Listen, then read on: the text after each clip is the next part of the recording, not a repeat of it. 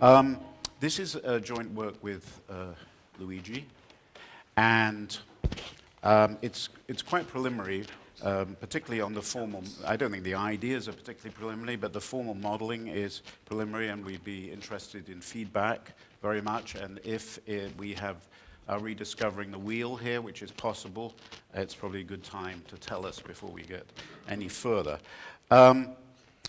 The question that we're looking at here is an old one, but also it doesn't go away. What should a public company particularly, be doing? Does the board of directors have a legal duty to maximize shareholder value? And by which I mean the monetary return, suitably defined from holding shares. I hope, can you hear me, by the way? Okay. And to the extent it has some flexibility, what should it be doing? Should it be maximizing shareholder value? The first question, whether the board has a legal obligation, is the subject of much current debate in the US. The situation seems quite confused. Some people think that's deliberate. I'm not going to really be focusing on that. I'm going to be focusing more on the second question, which is what should the board be doing, to the extent it has some flexibility, or what should the legal rules be? Now, as you know, Milton Friedman famously argued that the board should maximize shareholder value and essentially do nothing else. And I think many corporate finance and law scholars seem to agree with this, at least if value max is interpreted as long-run value maximization. I mean, I haven't heard anything to the contrary during this conference. Now, in this talk, we want to develop, by means of an example, the idea that this may not be the right way of thinking about it. The basic argument can be given very simply. I mean, if we think of, shareholders are people like the rest of us. We are shareholders, I'm sure, all of us here. And as we go about our daily life, we don't just maximize income. We have other concerns. We try to be good people. Well, no, most of us. Some of us. I think most of us here, all of us. And so, to the extent we're doing that, why should companies be any different? I suppose it's a very simple idea behind this paper. Friedman talked about the separation between what companies do and what people do. He sort of said, well, companies can maximize value, and then the rest of us can give to charity if we want. Well, that may be right, but companies do a lot of other things which involve ethical decisions, and why shouldn't they behave ethically with respect to those decisions in the same way that we do as individuals? Now, some of these points, as I say, may well have been made. There's a connection between what we're doing here in the corporate social responsibility literature, and I don't know quite how close it is, but maybe you'll tell us. Okay, I'm going to just give an example because that will fix ideas and really convey the argument. So think of a company which is initially owned by a founder, F, which goes public at date 0, and it's going to be there's going to be dispersed ownership. Okay, there are only two dates here: 0 and 1. 0 interest rate, risk neutrality.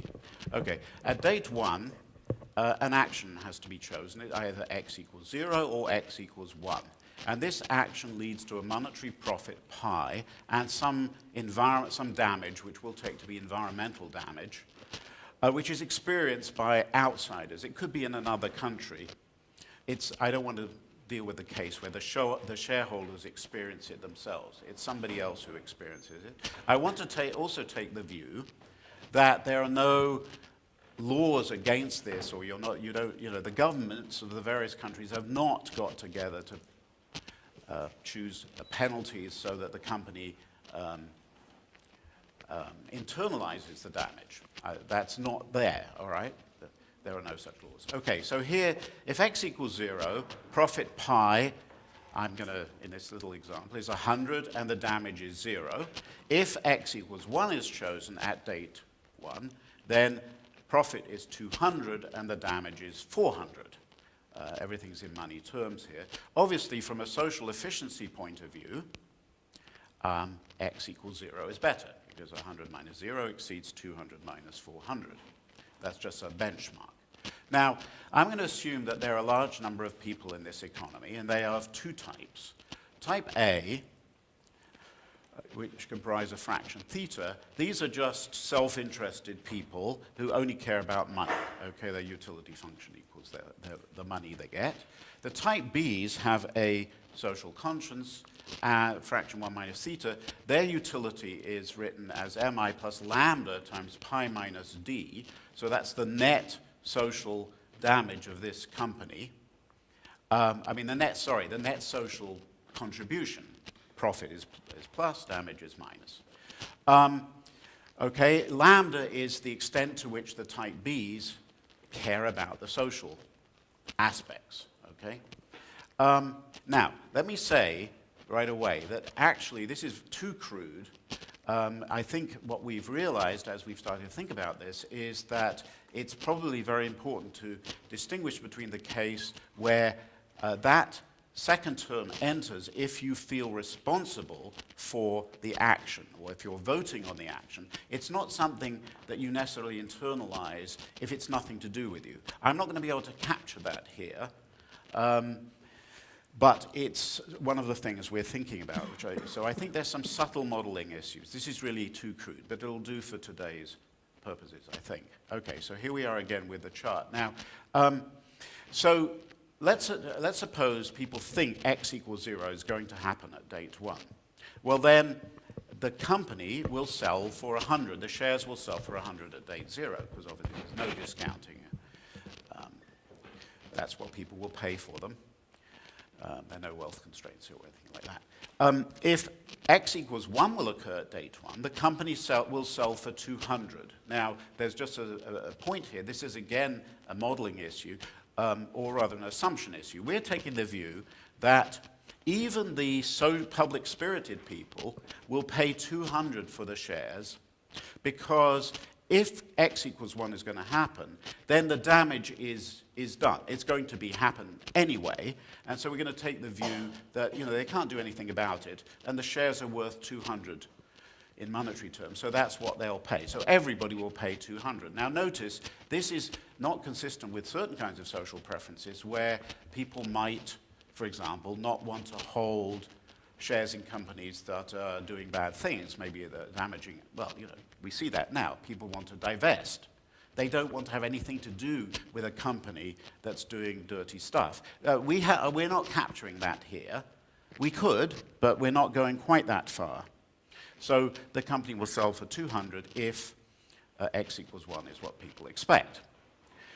Now, what does the founder want? So let's go back to the founder's going public, and imagine, he's trying to decide how to get a particular X chosen. Well, if he's a type A means he only cares about money, well then he will want X equals 1 chosen, because obviously with X equals 1, the company's worth 200, and he wants to maximize the amount he gets from selling the shares. He's going to sell everything. Okay, he's just retiring, maybe even going to die at date and a half.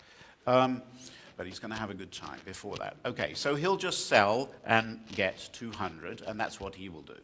He'd like to guarantee x equals 1 then, because obviously if x equals 0, the price will only be 100. Now, if he's a type B, he might want x equals 0.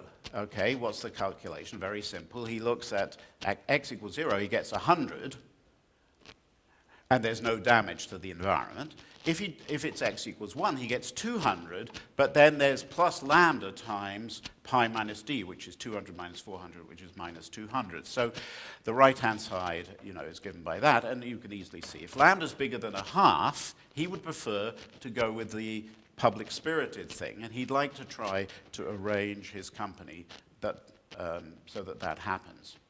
Now, here's the question. How could F implement this choice? Well, if he's a type A and he wants profit maximization, doesn't care about the environment, then one thing he could do is he could stipulate x equals 1 in the corporate charter.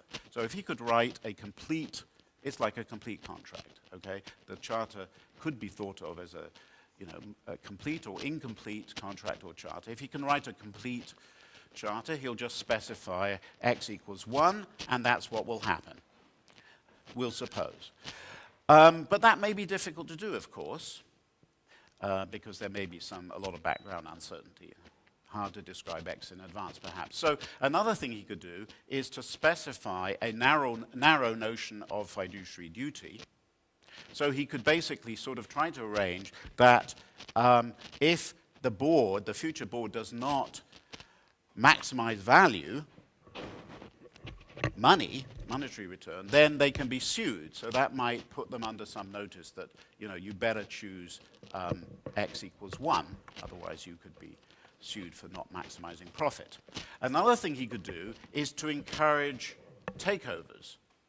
Okay, how would that work? Well, just, suppose the board is thinking of choosing X equals 0, announces that, well, the company will then be worth 100. Somebody could come in and make a hostile bid, perhaps offer 110 for the shares, freeze people out, I'm assuming some sort of freeze-out option, at, say, 105, and, of course, make a lot of money because people will then tender because they prefer to get 110 to 105, and the bid will succeed, and particularly if it's an unconditional bid, and the bidder, can then switch to X equals 1 and to make 200. And so that would deter the board from choosing X equals 0. Notice that's true even if the shareholders are public-spirited, because when they're offered this tender choice, they may prefer, as I say, it's a choice between,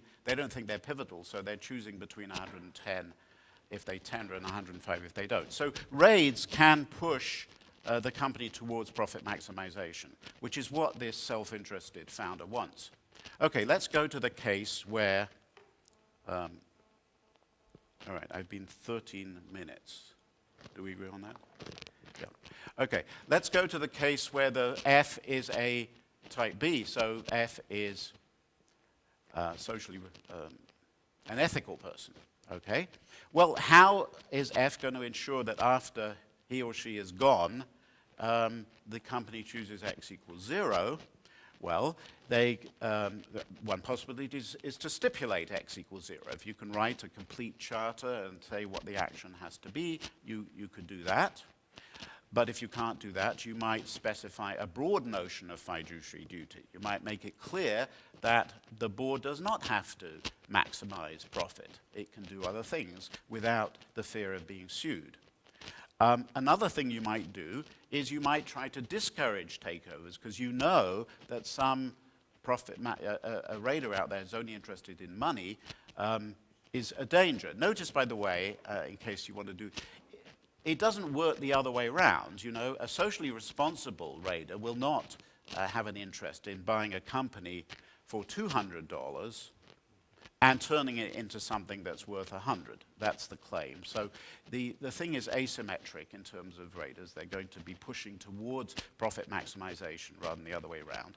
So you might want to have some sort of takeover defenses there, and you might want to encourage voting by shareholders. So you might take the view, let's suppose most shareholders actually share your tastes, then if somebody wants to take over the firm and the bid is put to the shareholders and they vote on it, then, you know, going back to the little example, I mean, if they're faced between the incumbent management who's choosing X equals 0 and then some bidder who says, I think we should be choosing X equals 1, because if most of the shareholders have this lambda in their utility function, they will actually vote for X equals 0. And so the founder will be able to get what he or she wants. Okay, I'm actually almost finished, which is probably something you're quite happy to hear at this point after the grueling 2 days. What are the conclusions from this? I think one is that a blanket requirement that a board must pursue long-run value maximization doesn't seem right in a world where people have other concerns. This is not saying, by the way, this is not a model of stakeholder interests, because we're really actually saying the company may well want to pursue what the shareholders want, but the shareholders may not just want to maximize profit, even in a long-run sense. They might want other things. Now, we know that saying to the board you can do anything you like maybe, invite some problems. So that's why,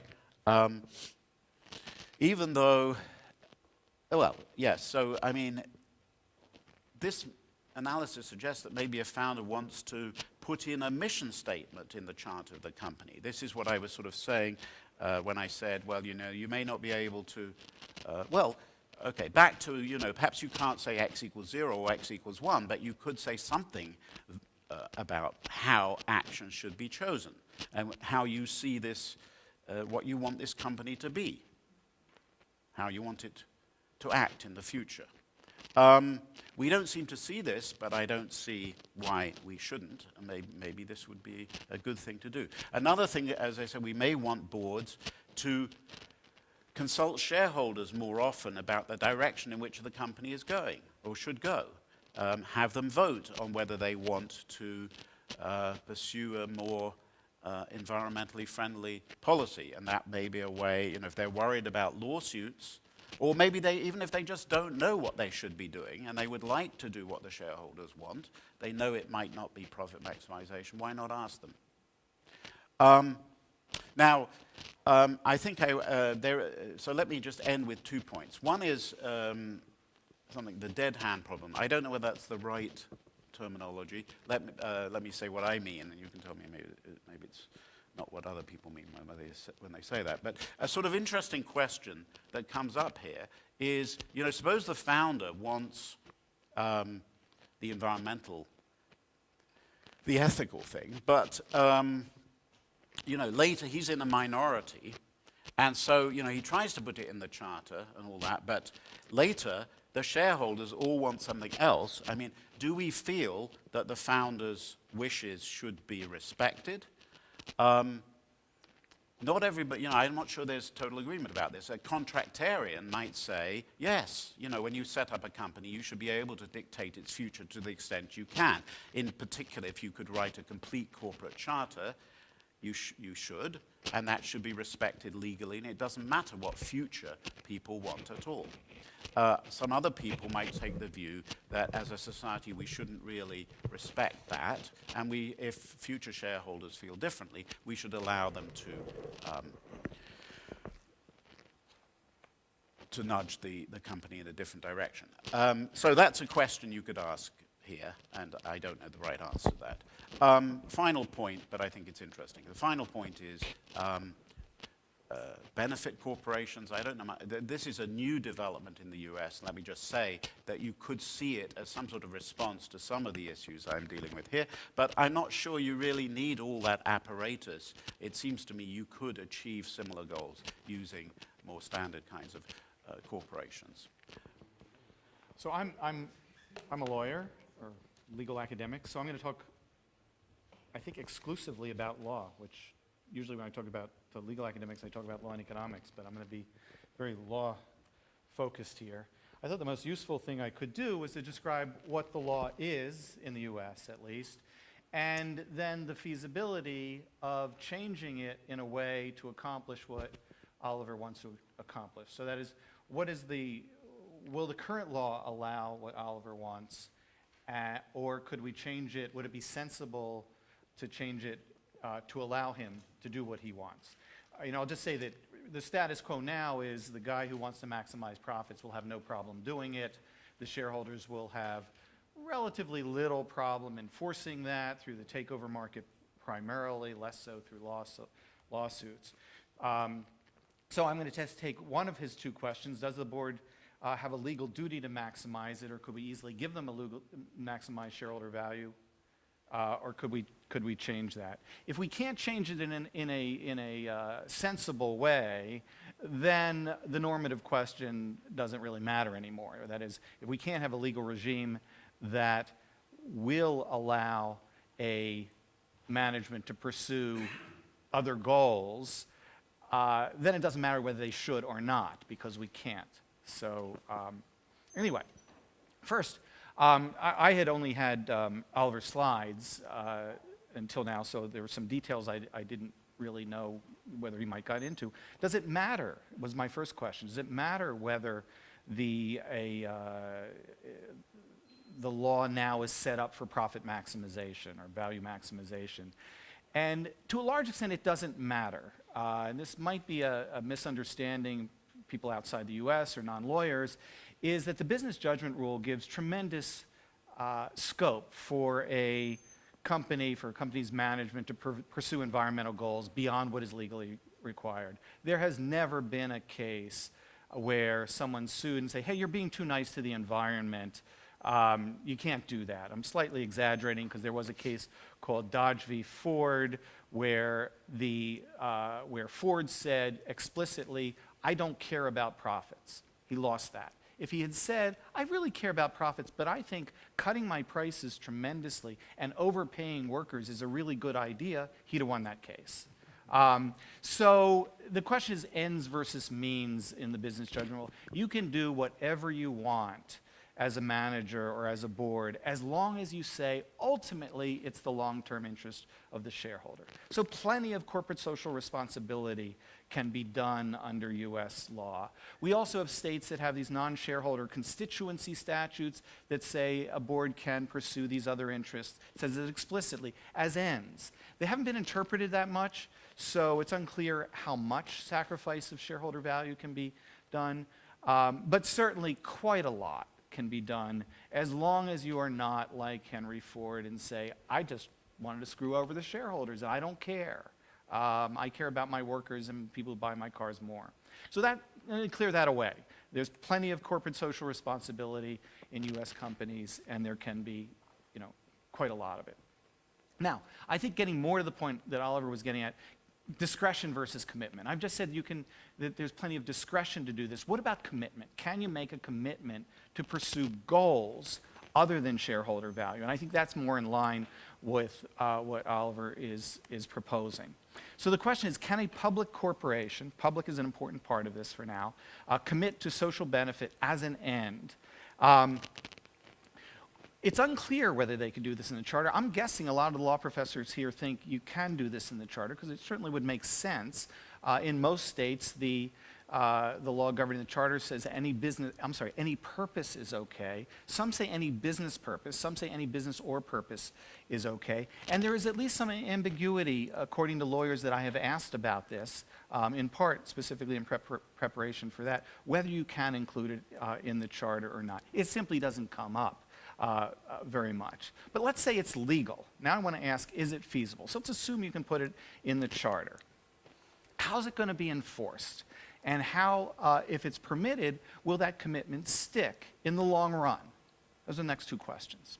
So the feasibility, assume it can be in the charter, assume as a consequence management is pursuing profit, less than maximum profits, and the shareholders at the moment are very happy with that. How's it going to be enforced? Well, it could be enforced by shareholder suits. We allow shareholder suits.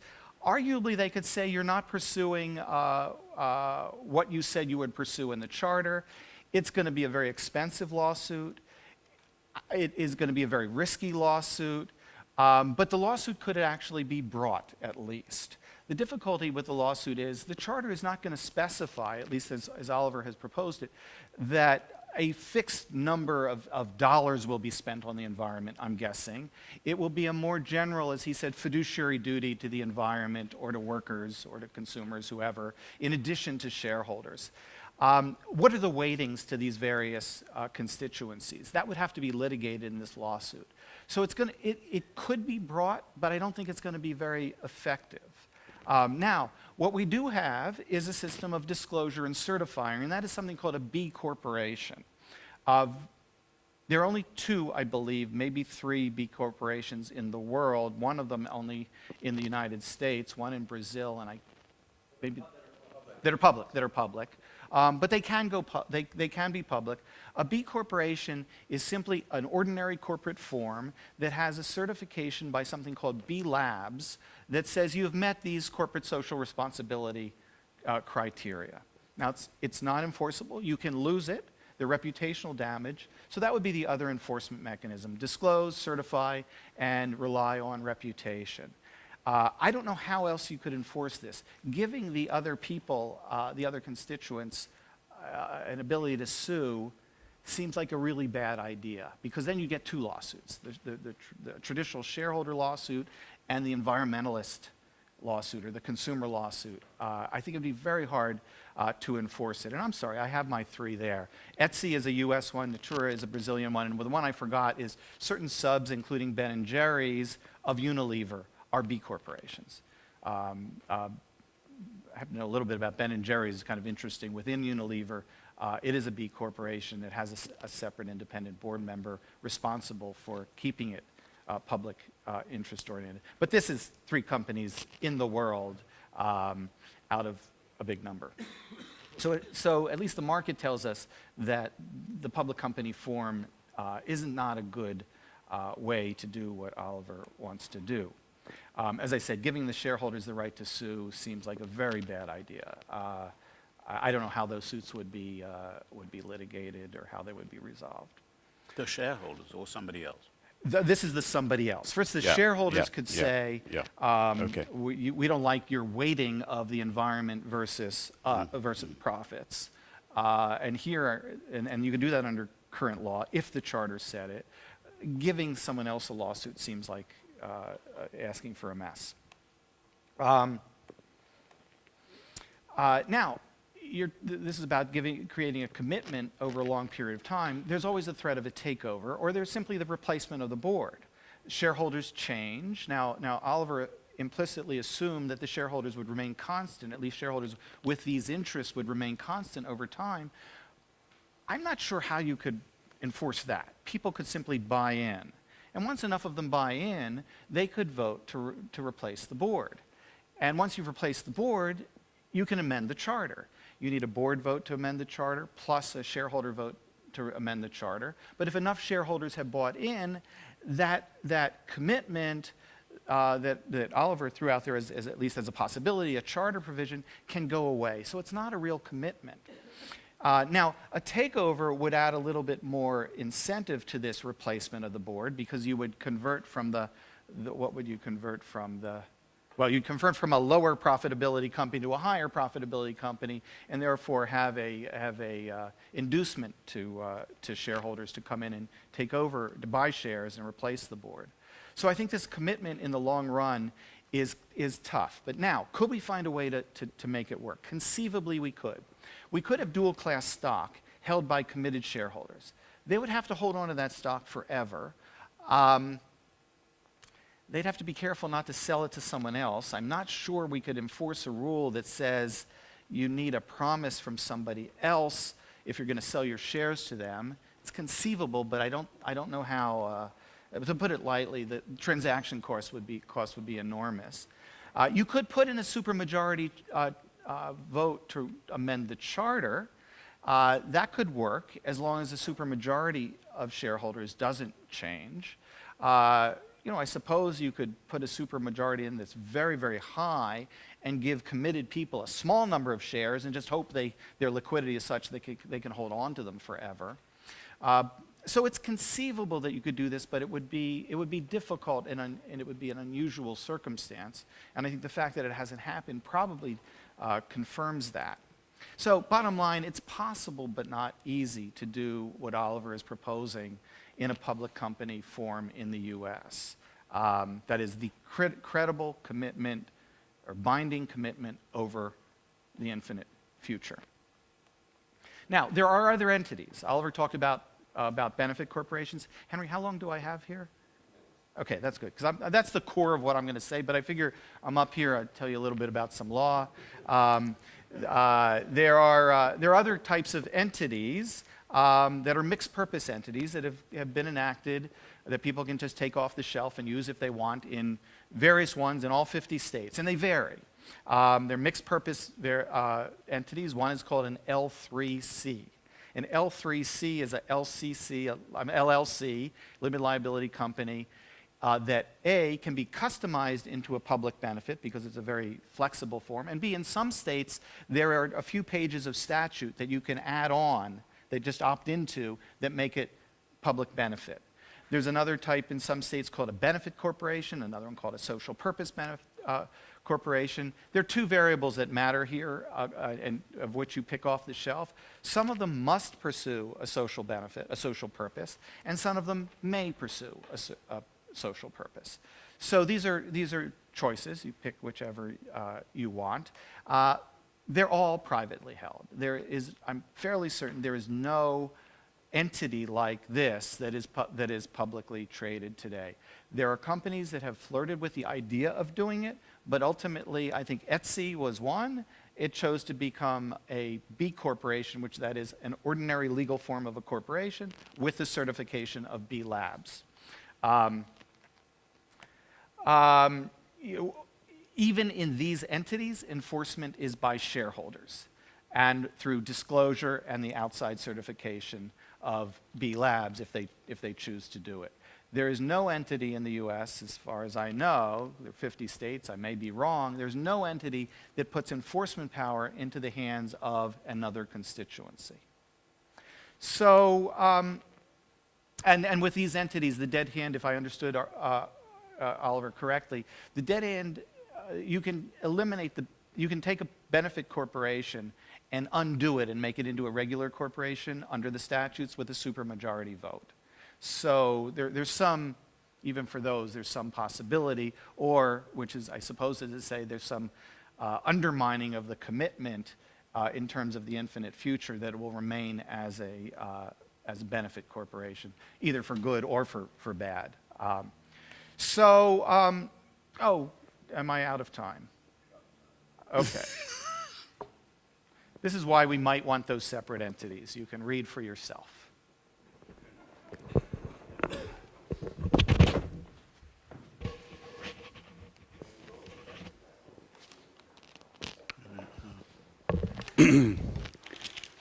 So, I think the relevant problem is when you consider the public corporation. It's not clear to me how your descriptive exercise is robust, because much depends on the asset pricing model you consider. So, for example, if the price of the shares is determined by the composition of the portfolios of the shareholders. Shareholder risk adverse, and they make their portfolios. So the responsible shareholders will reoptimize the portfolios, considering also the corporate social activity of the corporation.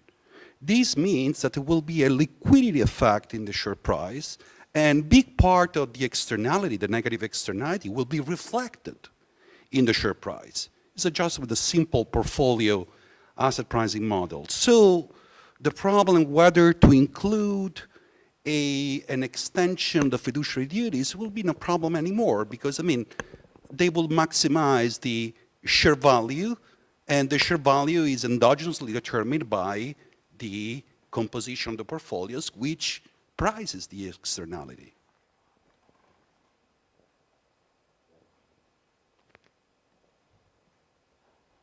It seems to me that your founder with commitment wants commitment on the cheap. So the durable way of commitment is for the founder to hold 51%, or for the founder, when he or she issues shares, to issue them in dual class form and thereby take a discount. But in effect, as I say, the issue here is that the founder who purports to have an ethical constraint on his or her behavior is in fact unwilling to follow it through with the necessary means that would assure commitment. And so the criticism ought to be addressed to the founder, not the shareholders.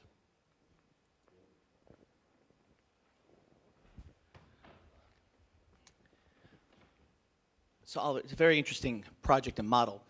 I guess I want to understand it, try to situate it in the literature, which I understand to be established by the early Friedman pieces in this area. So what I understand you to be saying is we can imagine a situation where shareholders' utility is varying in the conduct of the corporation that affects these third parties, these kind of standard cases you're imagining.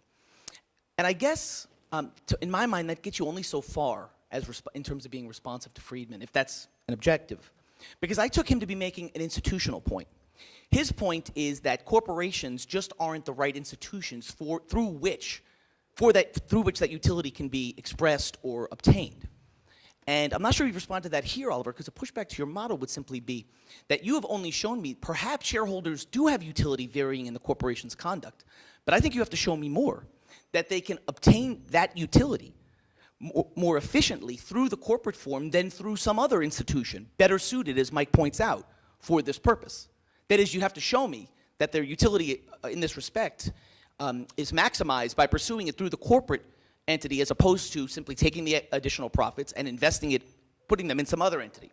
That seemed to me Friedman's key insight, and I'm not sure you've said much about that here.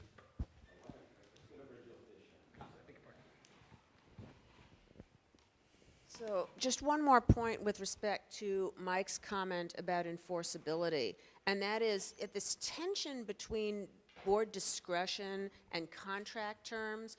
I think it's worth thinking a little bit more carefully about what exactly it is you're enforcing, and your model seems to dovetail pretty closely with the Delaware Benefit Corporation statute. What that statute requires directors to do is to consider these other interests. I don't know what it means to consider these other interests. In other words, there's no commitment to take any actual action, and people have criticized the Delaware statute for that reason.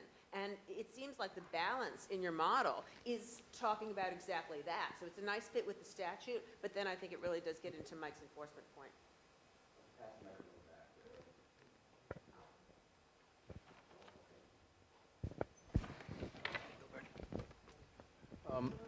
So as a example that you might want to look at to see how it works, so Brazil, right? Brazil has a number of state-owned enterprises, right? One of them is Petrobras, which is in the middle of a large scandal at the moment. And the Petrobras structure is the Brazilian government owns 50% of the voting common shares. Like many other Brazilian companies, it has non-voting preferred shares, which are effectively non-voting common shares. And the Brazilian government is required by law to hold at least 50% of the voting common shares. So it's precisely the locked-in dual-class structure that one expects. And it's no secret, and Petrobras tells investors that the government uses Petrobras to pursue economic and social objectives. They didn't put this in the charter, but I don't think anyone has a complaint given that there's no secret in Brazil. I don't think shareholders could buy shares and then complain that the government is acting in the ways that everyone understood it was behaving. Petrobras is not unique in that, and I suspect that state-owned, state-controlled enterprises are not unique in sometimes pursuing social and economic objectives. Petrobras may just be unusual in being explicit in its disclosure to investors about what it does. And does anyone sue on these? Does anyone object? Is there any harm? I'm suggesting that beyond the 3 companies that Mike found, there are going to be many, many state-controlled enterprises that surely in part pursue non-profit maximizing objectives, and those might be a useful analogy for you. So, yeah, I just had a couple of suggestions. One of them is that you have an owner who is going to enter the capital markets to raise money for a project. I mean, that seems to be the context. But one thing the owner can do is just raise debt. If he raises debt, he can do whatever he wants because the debt investors don't have any say. So you might want to explain why the guy's going to raise equity in the first place. And the other suggestion that I would make is that there's one of the most important or recent things in American corporate life is something called the sustainability movement, in which companies commit to preserve natural resources and help their local towns, and they put out rich brochures with all the sustainability things they're doing. They appoint sustainability officers and the like, and so you just may want to look at that as some practical context for the kinds of things you want to implement. Okay, 2 quick questions. First one is, I didn't understand, or I'd like better explanation of the damage that occurs and why government shouldn't be fixing it rather than, monkeying around with the corporate form. And then the second one is, just actually what Friedman said and what he was worried about. He called what you're saying a fundamentally subversive doctrine. And his basic point was if business do have a social responsibility other than to maximize profits, how are they to know what it is? So I think the thing he's worried about is they'll do this and say, oh, I'm going to avoid this damage. And then when profits are low, they'll say, well, I was doing something socially responsible. That's why my profits are low. And there's nothing you can do about it, even if, in fact, they're performing badly. And so how do you deal with that?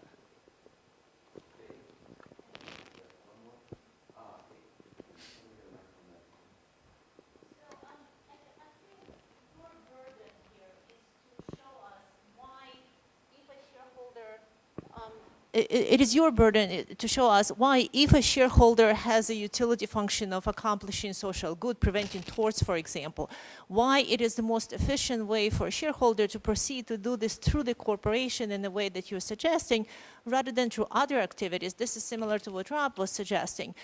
If a shareholder has a bunch of money to spend on preventing torts, he should be spending it on lobbying activities to change the tort rules so that the company would be punished enough for committing torts so that it would not be in company's best interest to commit torts to begin with.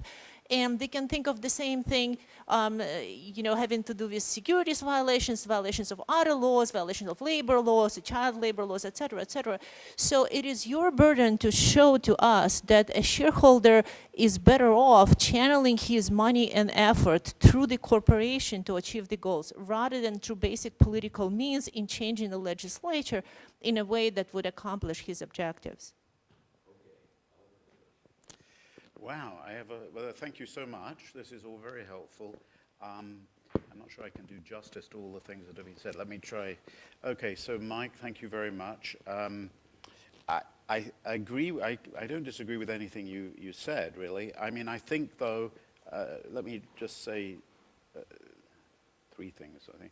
I mean, one thing is that, B Corps are new, or benefit corporations. So you could have said, a few years back, you would have said, there's nothing like this. Now there is something like this, so maybe in the future there'll be more. I don't know. The reason I think there could be more is that I just don't see why, the more I think about it, the more I just don't believe this Friedman separation. I mean, I used to think it was great, but now I don't. And why don't I think it's great? Because I don't think that consumers can just offset what firms do.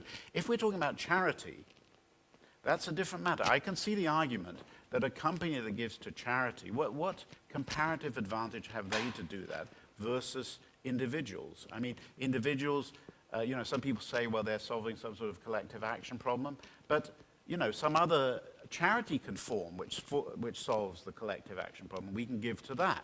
So I fully agree with those people who are very skeptical about companies that give to charity. But this is different. This is companies that are doing things where, their actions, they can set up a plant somewhere in a country which has weak environmental laws and make money out of it. Now, how do shareholders offset that? I mean, Kate mentioned something. I think that's very common. Lobbying, I mean, that could be. I don't see why those things are perfect substitutes. It seems to me the obvious thing to do, just as in our daily lives, why do we bother to behave ethically? We could say the government should have this is Steve. I'm responding. Yeah, it's okay. I'm responding now to your question. They could say, the government should have passed a law which says I can't, or I can drop something on some litter, and maybe there is a law, but the penalty is quite low, so I could do that if I was rational. But I actually think that it's not a good thing to do, so I don't do it, as opposed to thinking, well, the government should have passed a better law. We don't do that because, for all sorts of reasons, laws aren't perfect. And so companies are, in their daily business, are doing things which cause externalities which are not perfectly dealt with by the authorities. It seems to me that there's every reason for them to behave in the way that their shareholders would want. So another thing is, I'm perfectly happy with the idea that, I said part of this is about the founder trying to commit the company. But it's not only about that. One could actually, as I was saying when I was talking about the dead hand thing, one could say, no, we don't want to go that far. But then let's have the shareholders weigh in. And yes, they may change. And I could live with that. I think Luigi and I could live with that. We'll let them change, and if there's some new ones who are only interested in money, so be it. Then the company will change. But maybe they won't be. Maybe they'll be more ethical than the old ones, and it'll change the other way. We should, I think, let that happen. Let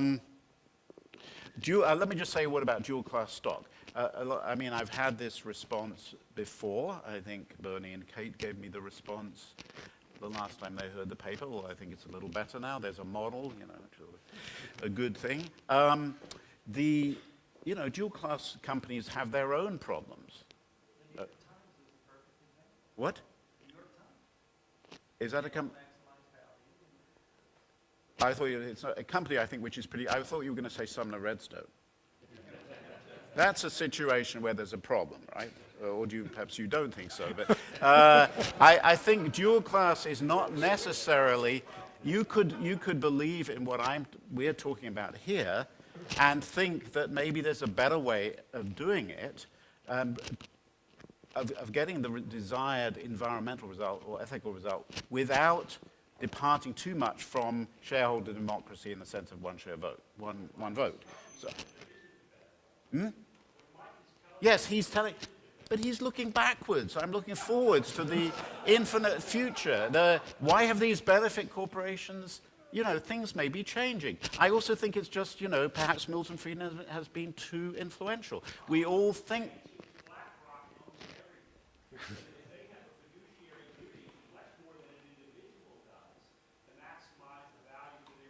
Why? Because their beneficiaries may not want them to. Perhaps they should ask them. Why should their beneficiaries want? I'm going to say it again. No, but you also care about other things, as we do every day as we live. So why should there be this separation between our daily lives and the companies we invest in that apparently should only maximize money? I just don't see it. Conceptually, I think the more I think about it, the more I think it's just wrong. You do have to and come up therefore, with an I don't enforcement see. mechanism. I think we should be. Let me just carry on very quickly. Then Simon, your point. Yes, with the risk aversion, well, it's going to complicate things. I don't think you're going to get a result which says this effect disappears. I think it's just going to be a little more complicated.